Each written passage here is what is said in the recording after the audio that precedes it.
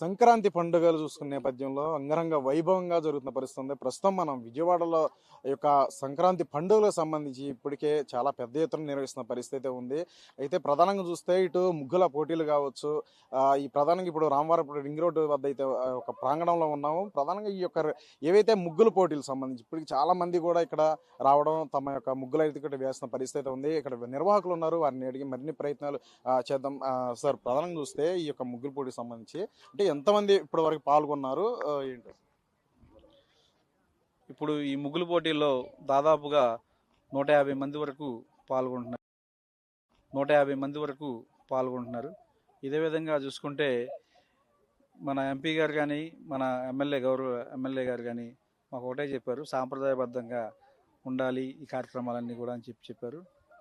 వాళ్ళని అనుసరించి ఈ కార్యక్రమాన్ని సాంప్రదాయబద్ధంగా ఏదైతే పల్లెటూరు వాతావరణంలో ఏ విధంగా అయితే ఉంటుందో అదే విధంగా కూడా మనం ఇక్కడ ఏర్పాటు చేయడం జరిగింది. సంక్రాంతి అంటేనే ఆచారం సాంప్రదాయాల నేపథ్యంలో ఇటు కోడి పందాలు కావచ్చు, ఇవన్నీ కూడా నిర్వహిస్తున్న పరిస్థితి ఉంది. ఇటు ఒకవైపు ఆ కోర్టులు కూడా దాన్ని ఆపేసాయి, ఎందుకంటే ఇది ఒక జంతు హింస కింద వస్తుందంటూ కూడా చెప్తున్న పరిస్థితి నేపథ్యంలో సో ఆమోదయోగ్యంగా పండుగ జరుపుకోవాలనేది కూడా అందరూ కూడా సూచిస్తున్న పరిస్థితి.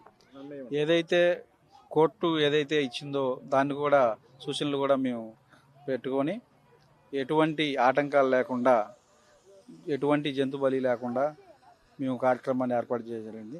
ఎందుకంటే ఎప్పటి నుంచో వస్తున్న ఆచారం, మన తాత ముత్తాతల నుంచి కూడా మనం చూస్తున్నాం. ఏ విధంగా అయితే ఈ సంక్రాంతి జరుపుకుంటున్నారో అదే విధంగా కూడా ఇక్కడ మేము ఏర్పాటు చేయడం జరిగింది.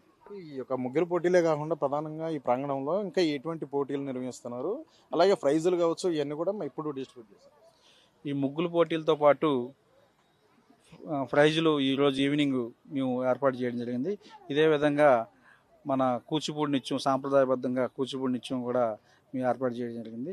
ఈ కార్యక్రమానికి గౌరవ శాసనసభ్యులు, మన సెంట్రల్ నియోజకవర్గ ఎమ్మెల్యే గారు ఈ కార్యక్రమానికి ఇచ్చేస్తారు. ఇదే విధంగా చూసుకుంటే మన గౌరవ ఎంపీ గారు కూడా వచ్చి ఎవరైతే విజేతలు ఉన్నారో ఆ విజేతలను ప్రకటించి వాళ్ళకి బహుమతులు ప్రదానం చేస్తారు. ఏంటి ఈ ముగ్గులు పోటీలకు సంబంధించి ఏంటే చాలా పెద్ద ఎత్తున కూడా మరి యొక్క కార్యక్రమం మొదలుపెట్టారు. చీఫ్ గెస్ట్ ఇటు ఎంపీ గారు కావచ్చు, అలాగే బోండమ్మ గారు కూడా ఎమ్మెల్యే గారు వస్తున్నారని చెప్పొస్తున్నారు. అంటే ఇప్పటికే కోర్టులు కావచ్చు, ఇలా చాలా ఇన్స్ట్రక్షన్స్ అలాగే హెచ్చరికలు, అంటే ఇటు బరువుల్లో ఏర్పాటు చేయడమే కాకుండా కోడి పందాలకు సంబంధించి చాలా సీరియస్ అయింది గతం నుంచి కూడా. సో ఈ నేపథ్యంలో అసలు ఇక్కడ ఎటువంటి కార్యక్రమాలు నిర్వహిస్తున్నారు ముగ్గులు పోటీలతో సహా ఏంటి? అంటే ముందుగా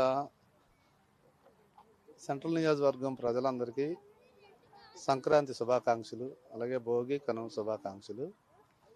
అట్లాగే ఇప్పుడు మేమంటే ఇక్కడ ముగ్గుల పోటీలు అనేది ఇది ఇవాళ వచ్చిన సాంప్రదాయం కాదండి. గత 3000 సంవత్సరాల నుంచి కూడా ఇదే ఉంటుందంట. నాకు తెలియదు, ఇట్లా పెద్దలు అది అనుకుంటున్నారు, అవి ఇప్పుడు మేము చెప్తున్నాం.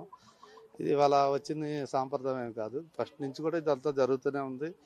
అదే సాంప్రదాయంగా మేము కూడా పాటిస్తున్నాము.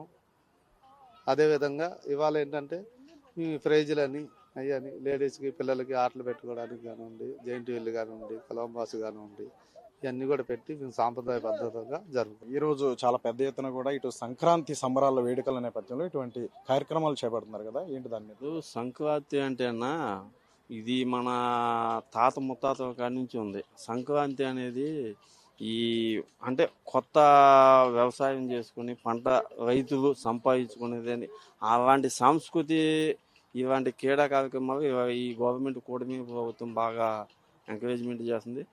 ఇక్కడ ఎలాంటి జీవ హింస అనేది జరగదు. కాకపోతే ఏంటంటే ఇక్కడ సాంస్కృతిక కార్యక్రమాలు, ఒక ముగ్గురు పోటీ కానీ, ఒక భరతనాట్యం కానీ, ఇలాంటి కార్యక్రమాలు, ఇలాంటి వాటిని ప్రోత్సహిస్తుంది.